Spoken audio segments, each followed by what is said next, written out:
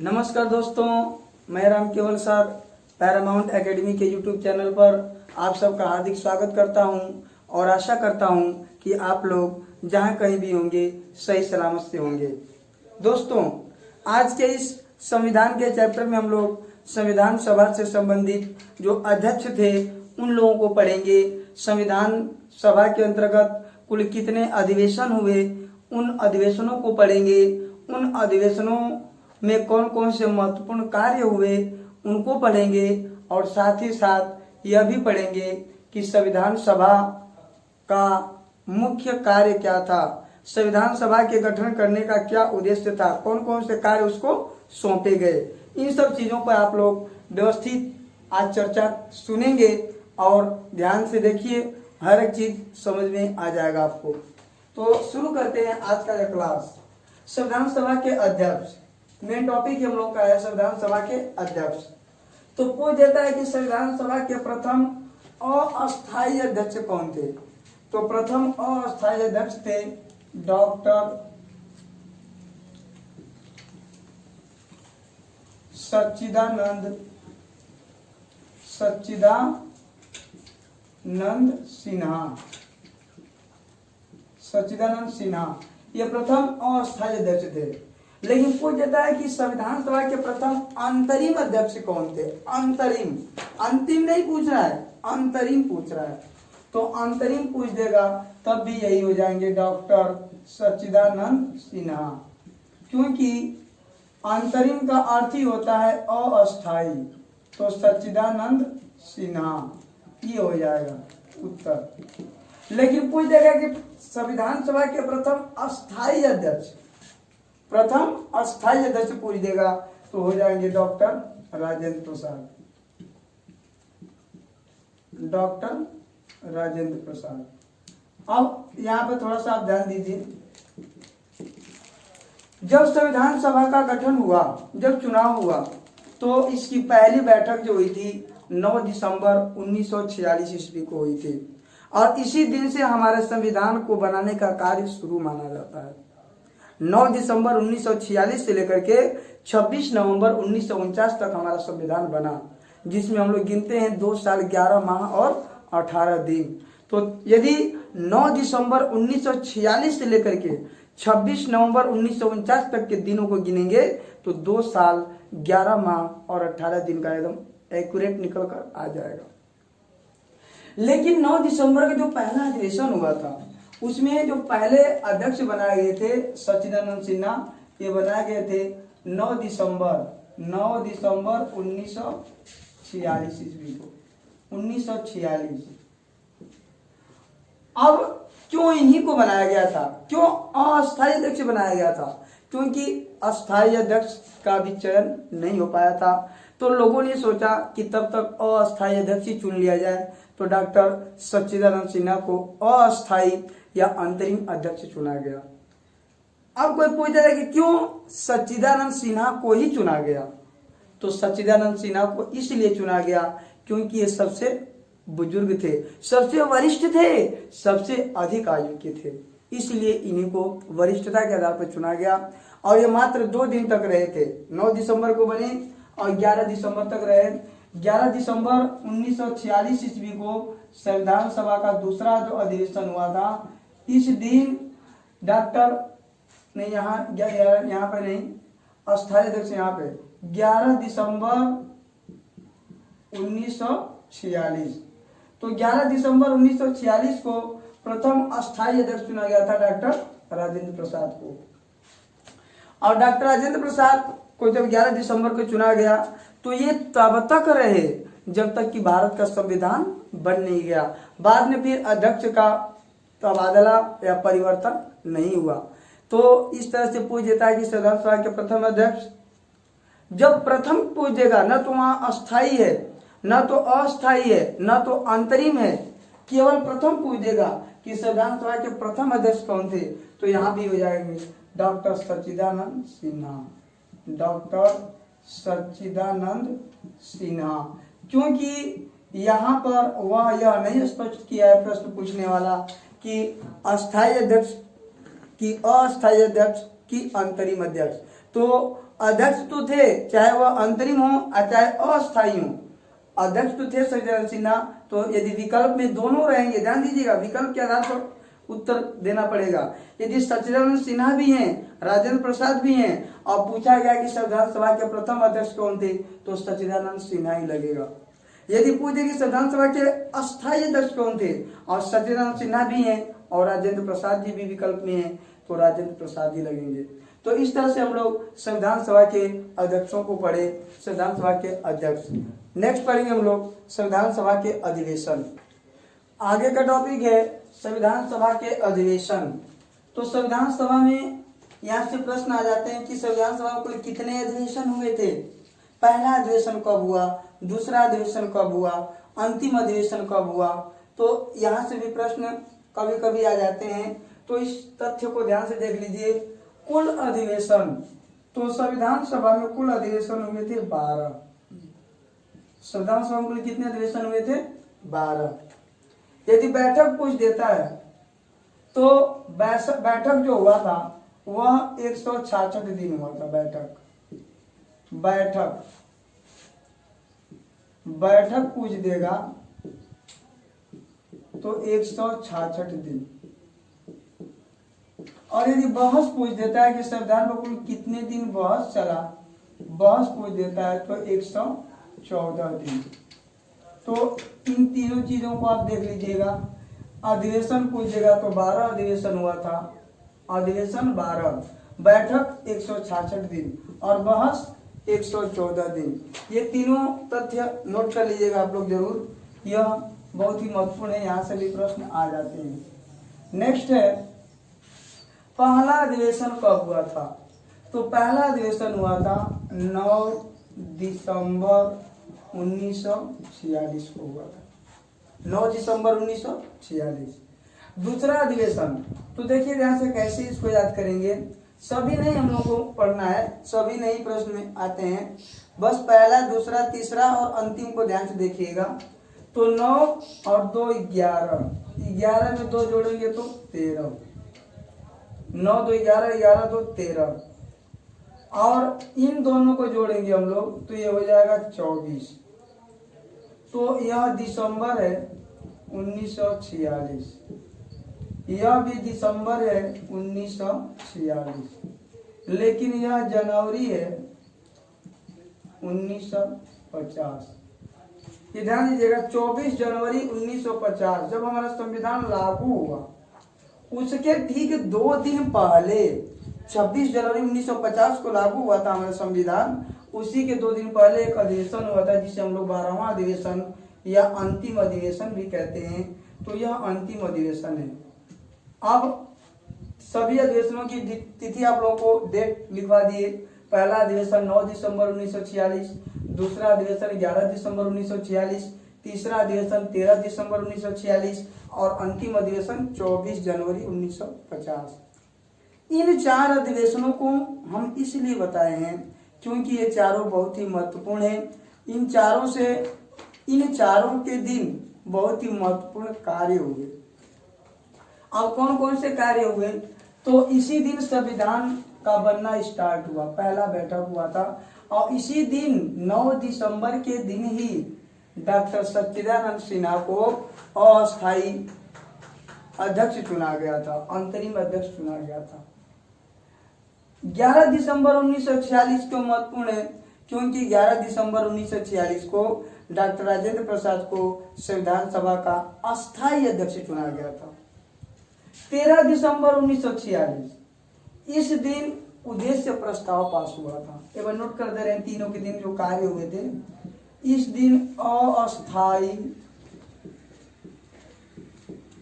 अध्यक्ष चुने गए, अस्थायी अध्यक्ष चुने गए, और इस दिन अस्थायी अध्यक्ष चुने गए, अस्थायी अध्यक्ष चुने गए। 13 दिसंबर 1946 को उद्देश्य प्रस्ताव पास हुआ, प्रस्तुत हुआ था, उद्देश्य प्रस्ताव प्रस्तुत हुआ। यह वही उद्देश्य प्रस्ताव है जो आगे चलकर उद्देशिका के नाम से जाना गया, जो हम लोग भारत का प्रस्तावना भी कहते हैं, जिसमें लिखा रहता है कि हम भारत के लोग भारत को एक संपूर्ण प्रभुत्व संपन्न लोकतंत्रात्मक गणराज्य बनाने के लिए, ये पूरा जो डिटेल दिया रहता है वही प्रस्तावना है। तो वही उद्देश्य प्रस्ताव था जो उद्देशिका कहलाया, वही बाद में जाकर भारत का संविधान का प्रस्तावना बना। तो इस उद्देश्य प्रस्ताव को किसने प्रस्तुत किया था? जवाहरलाल नेहरू ने। जवाहरलाल नेहरू ने प्रस्तुत किया था। उसके बाद अंतिम अधिवेशन ये 24 जनवरी को हुआ था। इस दिन कौन कौन से कार्य हुए थे? तो इस दिन तो हम जानते हैं कि बहुत ही महत्वपूर्ण कई कार्य हुए थे। ध्यान दीजिएगा, 24 जनवरी 1950 को बहुत सारे कार्य हुए थे और उन कार्यों पर यदि नजर डालेंगे तो वह निकल कर आता है कौन कौन से कार्य। तो इसी दिन संविधान पर हस्ताक्षर हुआ था। संविधान पर हस्ताक्षर हुआ था। हस्ताक्षर, अब जो हस्ताक्षर की बात आ गई तो पूछ देता है कि संविधान पर कितने लोगों ने हस्ताक्षर किया है? संविधान पर कितने लोगों ने हस्ताक्षर किया है? तो ध्यान दीजिएगा, अंतिम अधिवेशन, जिस दिन अंतिम अधिवेशन था उसी दिन हस्ताक्षर हुआ। पूछ देता है कि अंतिम अधिवेशन में कुल कितने लोग उपस्थित थे? तो एक ये पूछता है अंतिम वाले दिन कितने लोग उपस्थित थे और पहले अधिवेशन में कितने लोग उपस्थित थे, ये भी पूछता है। तो आप देखिए, एक बहुत ही बढ़िया लॉजिक से आप इसको याद कर सकते हैं। देखिए, यह पहला अधिवेशन है। पहला अधिवेशन में आप लिखिए यहाँ पर जो लोग उपस्थित थे 2 4। ध्यान से देखिएगा, पहला और अंतिम पूछता है, बराबर कह रहे हैं। तो पहला हम लिखे हैं 2 4 और अंतिम वाले में भी यहाँ लिखिए 2 और 4, 2 4। अब देखिए कैसे इसको याद करेंगे। पहले में 2 4 हो गया और अंतिम अधिवेशन में उपस्थित लोग भी 2 4, लेकिन थोड़ा सा जोड़ना है। उसमें जोड़ना यह है कि पहले वाले में 1 0 और अंतिम वाले में 2 0। पहले वाले में 1 0 और अंतिम वाले में 2 0 जब लगा देंगे ऊपर नीचे तो ये हो जाएगा 284, ये हो जाएगा 204। तो पहले अधिवेशन में 204 लोग उपस्थित थे और अंतिम अधिवेशन में 284 लोग, और यही 284 लोग भारत के संविधान पर हस्ताक्षर किए। थोड़ा सा और पूछ देता है आगे बढ़कर कभी कभी कि संविधान पर पहला हस्ताक्षर किसने किया? तो जवाहरलाल नेहरू। और भारत के संविधान पर अंतिम हस्ताक्षर किसने किया? अंतिम हस्ताक्षर जिस विद्वान ने किया था, जिस व्यक्ति ने किया था, उसका नाम था डॉक्टर राजेंद्र प्रसाद। तो संविधान पर कुल 284 लोगों ने हस्ताक्षर किया। पहला हस्ताक्षर जवाहरलाल नेहरू और अंतिम हस्ताक्षर डॉक्टर राजेंद्र प्रसाद। तो इस तरह से अंतिम अधिवेशन में ये पहला कार्य हुआ, संविधान पर हस्ताक्षर। दूसरा कार्य हुआ था इसी दिन डॉक्टर राजेंद्र प्रसाद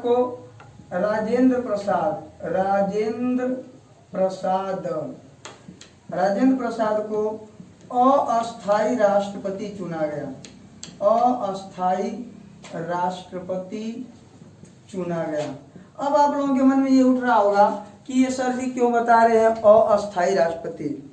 हाँ, सही है, राजेंद्र प्रसाद को पहले अस्थायी राष्ट्रपति ही चुना गया था, क्योंकि आप और हम जानते हैं कि राष्ट्रपति का चुनाव जब होता है तो राष्ट्रपति के चुनाव में लोकसभा के निर्वाचित सदस्य, राज्यसभा के निर्वाचित सदस्य, सभी राज्यों के विधानसभा के निर्वाचित सदस्य और जो 7 केंद्र शासित प्रदेश हैं उसमें केवल सिर्फ और सिर्फ दिल्ली और पांडिचेरी विधानसभा के निर्वाचित सदस्य भाग लेते हैं। लेकिन आपको यह भी पता है कि भारत में लोकसभा का गठन, राज्यसभा का गठन मई 1952 में हुआ था।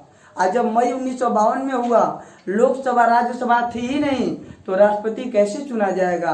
तो राष्ट्रपति को अस्थायी जो संसद का काम देख रही थी संविधान सभा, उसी के द्वारा चुना गया। इसीलिए राजेंद्र प्रसाद को पहले अस्थायी राष्ट्रपति के रूप में चुना गया। और जब संसद का गठन हो गया 52 में, तो 1952 में पुनः राष्ट्रपति का चुनाव हुआ और उसके बाद राष्ट्रपति राजेंद्र प्रसाद को पुनः चुना गया। लेकिन इस बार जब वो चुने गए तो अस्थायी राष्ट्रपति थे। तो 2 कार्य इस दिन हुआ था 24 जनवरी 1950 को। तो पहला कार्य संविधान पर हस्ताक्षर, दूसरा कार्य राजेंद्र प्रसाद को अस्थायी राष्ट्रपति चुना जाना, और तीसरा जो कार्य था यह था राष्ट्रीय गीत को मान्यता देना। राष्ट्रीय गीत को मान्यता देना, मान्यता देना। और चौथा जो कार्य हुआ था वह हुआ था राष्ट्रीय गान को मान्यता। तो इस तरह से ये महत्वपूर्ण कार्य उस दिन हुए थे 24 जनवरी 1950 को। तो पहला कार्य संविधान पर हस्ताक्षर, दूसरा कार्य राजेंद्र प्रसाद को अस्थायी राष्ट्रपति चुनना, तीसरा राष्ट्रीय गीत को मान्यता देना और चौथा था राष्ट्रीय गान को मान्यता देना।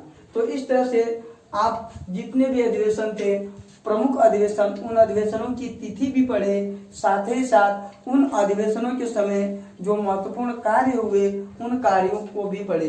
कितने लोग पहले में उपस्थित थे ये भी पढ़े। 204 अंतिम अधिवेशन जो 12वां अधिवेशन जिसे 24 जनवरी 1950 को हुआ था, 284 लोग संविधान पे कितने लोग हस्ताक्षर किए हैं? 284। पहला हस्ताक्षर जवाहरलाल नेहरू, अंतिम हस्ताक्षर डॉक्टर राजेंद्र प्रसाद। तो इस तरह से हम लोग संविधान सभा के अधिवेशन से संबंधित महत्वपूर्ण बातों को पढ़े। अब नेक्स्ट पढ़ेंगे हम लोग संविधान सभा के कार्य। आगे का जो टॉपिक है वह हम लोगों का है संविधान सभा के कार्य। संविधान सभा का जो गठन हुआ था तो उसको कौन कौन से कार्य दिए गए थे उसको एक बार ध्यान से आप लोग देख लीजिए। संविधान सभा को 2 कार्य दिए गए थे। पहला जो कार्य था संविधान का निर्माण करना। तो इस कार्य के अंतर्गत संविधान सभा ने अपना कार्य बखूबी किया। संविधान का निर्माण करने का कार्य इसने शुरू कर दिया। संविधान सभा के सदस्यों को कई समितियों में विभाजित किया गया। हर समितियों के अपने सदस्य थे, अपने अध्यक्ष थे। तो इस तरह से संविधान सभा ने 2 साल 11 माह और 18 दिन में संविधान बनाकर तैयार किया। अपना संविधान बना हम लोगों का, और 26 नवंबर 1949 को बनकर तैयार हो गया। लेकिन लागू हुआ था 26 जनवरी 1950 को। बना था 26 नवंबर 1949 को ही, लेकिन लागू हुआ था 26 जनवरी 1950 को। तो अब क्यों 26 जनवरी 1950 को लागू हुआ, इस पे थोड़ी सी चर्चा की जरूरत है। तो इसको समझने से पहले हम लोगों को इतिहास में और थोड़ा सा पीछे जाना पड़ेगा।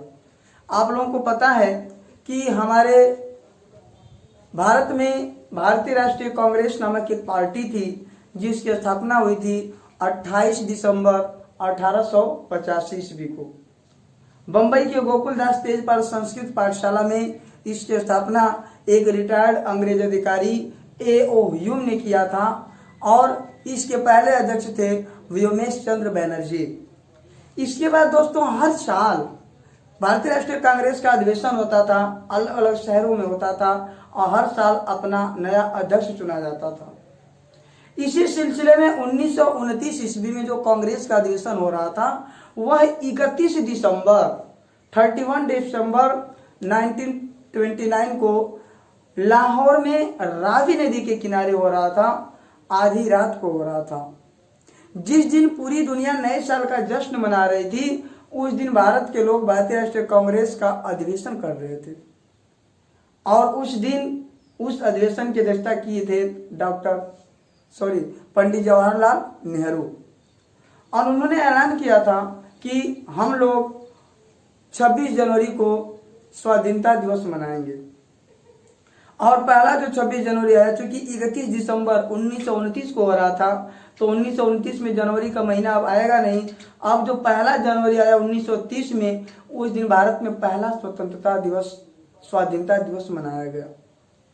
1930 में 26 जनवरी को मनाया गया, 31, 32, 33, 34 हर साल मनाता गया। यहाँ तक कि जिस साल हमारा देश आजाद हुआ 1947 ईस्वी में, उस साल भी जनवरी महीने में 26 जनवरी को स्वाधीनता दिवस मनाया गया। लेकिन हमारा देश आजाद हो गया 15 अगस्त को। अब हमारा स्वाधीनता दिवस, स्वतंत्रता दिवस 15 अगस्त हो गया। तो 1948 में हम 26 जनवरी को नहीं मनाए, हम 15 अगस्त को मनाए। 49 में भी 15 अगस्त को मनाए। लेकिन उसी 49 में हमारा संविधान बनकर तैयार हो गया। 26 नवंबर 1949 को बनकर तैयार हो गया। अब उस समय के तत्कालीन नेताओं ने यह सोचा कि जिस ऐतिहासिक जो दिन 26 जनवरी का दिन था, इसको हम लोग 18 साल तक स्वाधीनता दिवस के रूप में मनाते आए हैं, तो इस ऐतिहासिक दिन के महत्व को भविष्य में भी बरकरार रखा जाए। और इस ऐतिहासिक दिन के महत्व को भविष्य में भी बरकरार रखने के लिए हमारे देश के तत्कालीन नेताओं ने हमारे देश का संविधान 26 जनवरी 1949 को लागू न करके 26 नवंबर 1949 को लागू न करके 26 जनवरी 1950 को लागू किए, ताकि यह जो ऐतिहासिक महत्व का दिन है 26 जनवरी, वह भविष्य में भी बरकरार रखा जाए। और इस दिन पहले हम स्वतंत्रता दिवस मनाते थे, और यही ना अंतर होगा कि हम उस दिन स्वतंत्रता दिवस न मनाकर गणतंत्र दिवस मनाएंगे। इसलिए हमारे देश के नेताओं ने हमारा संविधान 26 नवंबर 1949 को बनने के बावजूद भी उस तिथि को लागू नहीं किए। उस तिथि को संविधान के केवल 15 आर्टिकल जो अति महत्वपूर्ण थे, जिनके बिना काम चलना मुश्किल था, उन आर्टिकल को लागू किया गया। इसलिए पूछ देता है कि कब संविधान अंगीकृत हुआ। अंगीकृत पूछ देगा, आत्मार्थित पूछ देगा, अधिनियमित पूछ देगा, तो सब हो जाएगा 26 नवंबर 1949। यदि कोई पूछ दे कि हमारा संविधान कब अंगीकृत हुआ, कब अंगीकृत हुआ, कब स्वीकृत हुआ, कब अंगीकार हुआ, कब स्वीकार हुआ, कब पारित हुआ, कब अपनाया गया, यह सब कुछ भी पूछ दे, कब आत्मार्पित हुआ, कब अधिनियमित हुआ, कुछ भी पूछ दे, तो सबका उत्तर एक ही होगा, सबका उत्तर एक ही होगा, और वो होगा 26 नवंबर 1949। लेकिन यदि पूछ दे कि हमारा संविधान कब लागू हुआ, लागू को पूछ देगा, तब हो जाएगा 26 जनवरी 1950। ये ध्यान दीजिएगा। यदि पूछ दे कि हमारा संविधान कब अंगीकृत हुआ, कब स्वीकृत हुआ, कब अंगीकार हुआ, कब स्वीकार हुआ, कब अपनाया गया, कब पारित हुआ, कब बनकर तैयार हुआ, ये सब हो जाएगा 26 नवंबर 1949। लेकिन सिर्फ एक क्वेश्चन पूछ दे कि कब लागू हुआ या कब पूर्ण रूप से लागू हुआ, दोनों पूछ देगा, तो दोनों लागू शब्द यदि आ जाएगा तो हो जाएगा 26 जनवरी 1950। तो इस तरह से संविधान सभा का जो काम दिया गया था संविधान को निर्माण करने का, ये काम कर दिया संविधान सभा ने। लेकिन अस्थायी संसद के रूप में उसको जो काम दिया गया था, उस कामों को देखिए, उसको कौन कौन से काम थे, उस कार्यों को एक बार नजर डालते हैं। तो अस्थायी संसद के उत्तरदायित्व को पूरा करना। अस्थायी संसद अर्थात जब तक संसद का गठन नहीं हो जा रहा है, तब तक यह प्रावधान किया गया था कि संविधान सभा ही अस्थायी संसद के रूप में काम करती रहेगी, और वो तब तक करती रहेगी जब तक कि संसद का गठन नहीं हो जाता। और संसद का गठन हो जाने के बाद ही संविधान सभा के अस्तित्व को समाप्त किया जाएगा। यह प्रावधान था, यह बना था। कहा गया कि संविधान बनने के बाद भी संविधान सभा का अस्तित्व तब तक रहेगा जब तक कि जब तक कि संसद का गठन न हो जाए। तो इसको पहला जो काम इसके अंतर्गत इसने किया अस्थायी संसद के रूप में, वह यही काम की संविधान सभा ने कि राजेंद्र प्रसाद को राष्ट्रपति चुनना। अस्थायी राष्ट्रपति, अस्थायी राष्ट्रपति चुनना। राष्ट्रीय गीत को मान्यता देना। राष्ट्रीय गान को मान्यता देना। ये तो हम बताए थे अभी। ये तीनों कार्य जो हुए थे, ये हुआ था 24 जनवरी 1950 को हुआ था। लेकिन संसद अस्थायी संसद के रूप में संविधान सभा ने एक और कार्य किया था, और यह किया था संविधान में पहला संशोधन। संविधान में पहला संशोधन, हाँ दोस्तों, संविधान में पहला संशोधन जो किया था वो संविधान सभा ने किया था। आपको पता है कि संविधान में पहला संशोधन 1951 में हुआ था। 1951 ईस्वी में हुआ था, और हुआ यह था कि इसमें 9वीं अनुसूची जोड़ी गई थी।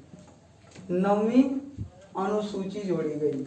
सब हमारे संविधान में 8 अनुसूचियां थी, तो 9वीं अनुसूची जो जोड़ी गई थी, पहला संशोधन जो हुआ था 1951 में, उसी के अंतर्गत जोड़ी गई।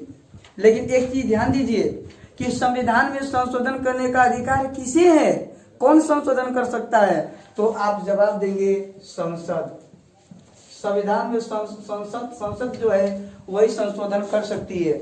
लेकिन आप ये भी पढ़े हैं कि संसद का गठन कब हुआ था? 1952 में हुआ था। संसद का गठन कब हुआ था? 1952 में। और संसद में संविधान में पहला संशोधन कब हुआ था? 1951 में। तो आपके दिमाग में एक प्रश्न स्वतः आ जाता है कि जब संसद का गठन 52 में हुआ और संशोधन संविधान में 1951 में हुआ, और आप ये भी जानते हैं कि संशोधन संसद ही करती है, तो फिर संसद के न होने की स्थिति में संशोधन किया किसने? तो सीधा सा उत्तर है कि संविधान सभा ने, क्योंकि संविधान सभा को अस्थायी संसद की जिम्मेदारी दी गई थी, और इस जिम्मेदारी, इस उत्तरदायित्व, इस शक्ति, इस पावर के बल पर संविधान सभा ने संविधान में पहला संशोधन किया। तो इस तरह से हम लोग संविधान सभा के जो कार्य दिए गए थे, संविधान का निर्माण करना और अस्थायी संसद के उत्तरदायित्व को पूरा करना, इन दोनों के अंतर्गत ने जो कार्य किए उन कार्यों को पढ़े हम लोग। और आपको ये भी बताना चाहेंगे कि जब संसद का गठन हो गया तो संविधान सभा के अस्तित्व को समाप्त कर दिया गया।